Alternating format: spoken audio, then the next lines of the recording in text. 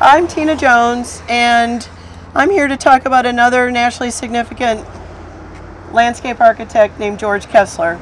And the reason I'm talking is, first, I'm a huge advocate of George Kessler's work, and secondly, I'm the co-author of the National Register nomination, placing his Park and Boulevard plan on the National Register, but we went beyond his boundaries. It's over 3,400 acres. It was on the National Register, placed in 2003, and it's with national significance, which means it's one little paper away from being a landmark.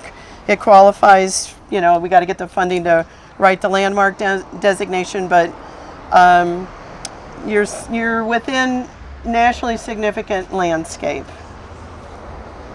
So before I talk about Kessler, though, I wanted to give you a little bit of wayfinding, because it's like this may be seriously confusing to people, and that's okay, because I've been here 100 times. It's like, okay, now where am I? So first of all, the bridge that you're on is from 1905. It is not designed by George Kessler. George Kessler was hired by the city in 1908. This is the work of the engineer, Mr. Klausman. And I just, look at the design of the bridge compared to the zooms that you have today, right? With your bicycles, you gotta hurry, thank God you might even have room to get by it. Whereas here you have overlooks, and each one of 4 corners have this design with the terracing and the sidewalk, the steps down to the connectivity to the land. Also, though, this was kind of a social hub for the Riverside Park. On the other side of the water was the amusement park, but also the precursor to the family centers that we now have in parks was just over here to the west of the white fencing, and it was a Spanish, very nicely decorated 2-story stucco pavilion. And then right here behind me is a canoe docking. Oodles, I can't say hundreds, but oodles. I have the historic photographs, postcards right here. Hundreds of, oodles of canoes would be docking here and getting, leaving, coming, just right here in the landscape. So this was a social area. This is within Riverside Park, which is 800 acres, 1895, that the visionary mayor Tom Taggart purchased for public park space in the middle of the country. Back then, it's like, what are you thinking? But without it, look at the expenses. How could we have ever afford any of this nowadays? So then this is within the historic district. And this is a great place to give you an idea of how big the historic district is. That the west boundary right here is the front parcel property lines of the Allison Estate, Stokely, everything. On the west side of Cold Springs Road is the west boundary here of the historic district. It runs north of 38th Street. It runs to Riverside Drive, East Drive, which is 2 stoplights this way, and extends from here all the way down on this corridor, both sides, White River, past Raymond Street, past the confluence of the Pleasant Run. That's just this corridor. We got gutsy, but it's okay. We also have a Fall Creek corridor. We have the Pleasant Run corridor. We have the Brookside Pokes Run corridor. We have the large parks, Garfield, Brookside, Riverside, of course, several small parks. We have Kessler Boulevard all the way around the city. And we have 38th Street from basically here at the river all the way over to where it joins with Fall Creek. All on the National Register, 2003, your cultural jewel, which you are.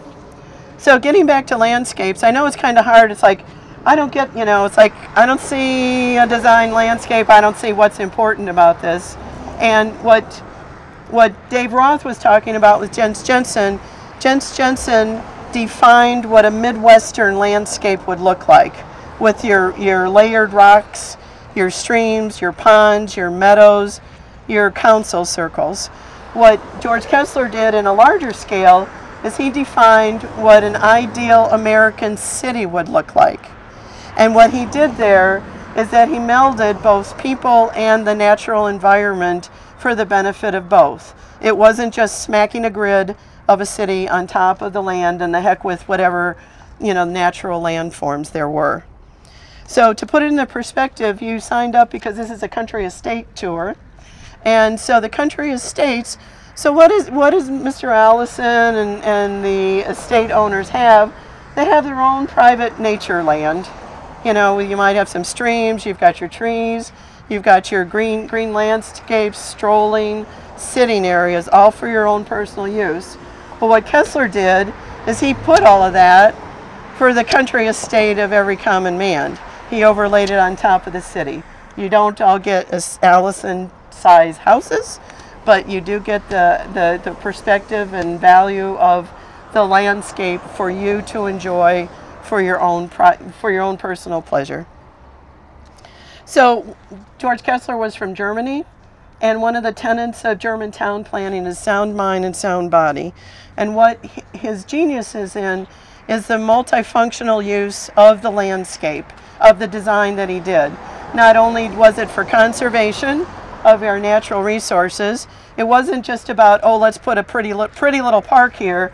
It was purposeful. It was for flood control. He regraded the land to be wider to catch all of that water coming down the streams. For the health of the people, it went into the residential areas to open them up for sunshine and air. So you have breezes going through the highly polluted air. The park spaces, the greenlands, were known as the lungs of the city, and it cleaned the water and the air, and he got them in where it was most important. It was also about the social health of the people, that these were free, public, open spaces for people to kind of, to get together in, to learn how to live together. And to get away from, a lousy house, lousy family, lousy work, whatever, lousy day. You had someplace free and open for you to get to. And it was about the connectivity then, not only purposeful to connect people, but to connect people and to nature whenever they wanted it. So how many of you probably helped us with the Fall Creek or the Pleasant Run trips that we did last year? Did anybody? Couple people? In those talks, we did landmarks. Thank you for designing those tours. We talked about some of the specific design details for George Kessler, and on those, just a couple of them are the parkings, the wide green spaces between the sidewalk and the street. That's for extending parkland into right up to your residential your residential parcel line. You have the rhythm of all of those huge those are 100-year-old oak trees that were planted for shade and rhythm along the corridors. A good place along Pleasant Run is how curvy it is. Those are the purposeful, irregular green spaces that offered you a 365-day changing experience when you were driving there. All purposeful from George Kessler. But here, what I really want, because of this environment here, I wanted to talk about what I would say are the larger contributions from George Kessler to not only Indianapolis, but to the other 25 cities that he designed park and boulevard systems for, including Denver, Cincinnati, Memphis, Dallas, Fort Wayne, South Bend, and a few others I can't remember. One of them is, if you look here, what do you see and what don't you see in this place right here?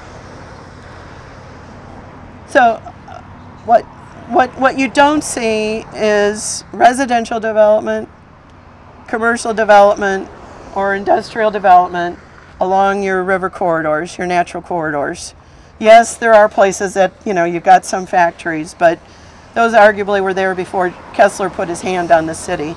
He considered the highest and best use of these corridors to be for the good of all, for us, for us the people, rather than private dollars, private people, for their own enjoyment. Second thing What other than the zooming traffic, what do you hear and what don't you hear here? Birds.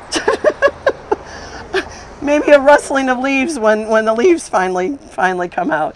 He has the value of just park space, that it's unprogrammed park space.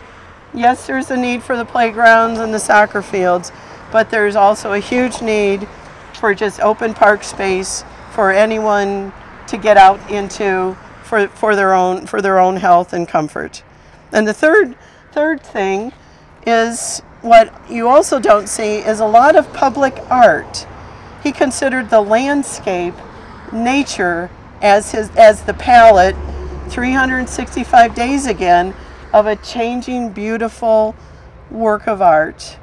He had a few buildings that were allowed on his parkways. They were churches, schools, and libraries, inspirational buildings.